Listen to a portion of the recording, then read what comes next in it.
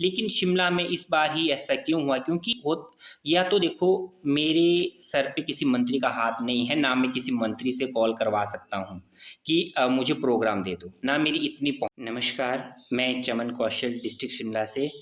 मैं professional dancer हूँ और मैं सबसे पहले सीधा पॉइंट पे आता हूँ। जैसा कि आजकल शिमला में समर फेस्टिवल हो रहा है, तो समर फेस्टिवल में हर साल ऑडिशंस होते थे, हम ऑडिशन पास करके वहाँ पे प्रोग्राम लेते थे। लेकिन इस बार वहाँ पे ऑडिशन नहीं हुए।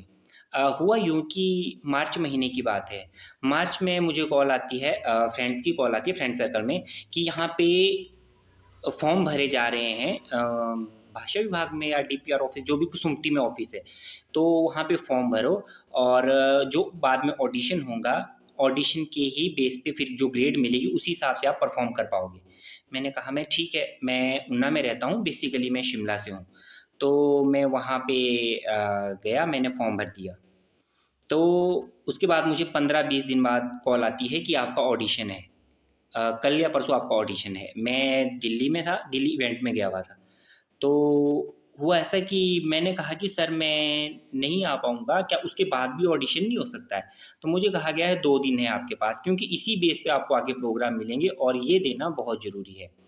तो मैं बस पकड़ी और मैंने ऑडिशन देने आ गया। तो हमने ऑडिशन दे दिया, अब क्या ग्रेड मिली अभी तक उसका रिज़ल्ट नहीं आया है, हमें तो देखो नहीं बताया गया है अभी तक। तो चलो बात मानी, हमारा रिज़ल्ट नहीं आया है, लेकिन जो आकाशवाणी से अप्रूव्ड सिंगर्स है, जो बी ग्रेड में है, बी हाई ग्रेड में है, उनके तो रिज़ल्ट आए थे, लेकिन उनको भी मौका नहीं मिला। अब हम शिमला डिस्ट्रिक्ट के लोकल आर्टिस्ट हैं और हमें मौका नहीं दिया गया। हमें कहा गया कि मेल करो, हमने मेल कर दी एप्लीकेशन, लेकिन फिर भी वहाँ पे मौका नहीं दिया गया। लेकिन शिमला डिस्ट्रिक्ट के बाहर हम हर डिस्ट्रिक्ट में, चाहे वो चंबा का मिंजर मेला है, मंडी की शिवरात्रि है, कुल्लू का दशहरा है, अदर जैसे स्टेट लेवल फेयर है, वहाँ पे भी हम अपनी परफॉर्मेंस देते आ रहे हैं। लेकिन शिमला में इस बार ही ऐसा क्यों हुआ? क्योंकि हो या तो देखो, मेरे सर पे किसी मंत्री का हाथ नहीं है, ना मैं किसी मंत्री से कॉल करवा सकता हूँ कि मुझे प्रोग्राम दे दो, ना मेरी इतनी पहुँच है। क्योंकि जहाँ पे भी मैंने देखा, हर जगह पे मंत्री के अप्रोच से कॉल कर देते हैं, लेकिन मेरे पास ऐसी अप्रोच नहीं है। मैं सिर्फ़ ऑडिशन बेस पे ही परफ़ॉर्म करता हूँ।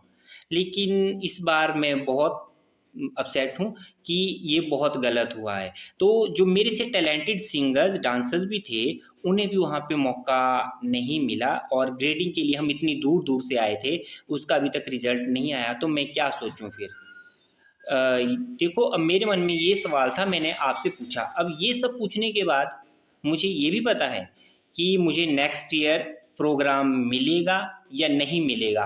क्योंकि देखो, हमें कहा गया कि एक सर के पास हम जाते हैं, ऑफ़िसर्स के पास। ऑफ़िसर्स के पास हम जाते हैं, ऑफ़िसर हमें कहते हैं कि आप वहाँ पे जाओ, हम प्रोग्राम नहीं कर रहे। हम वहाँ पे चले जाते हैं, वो हमें कहते हैं हम नहीं कर रहे। ऐसे करके तो हम पूरा शिमला घूम जाते हैं और 5 बज जाते हैं, अब छुट्टी का टाइम है, कल आना। स्पेशली तो अब हम नहीं जा सकते, ना हमारी मंत्री तक पहुँच है।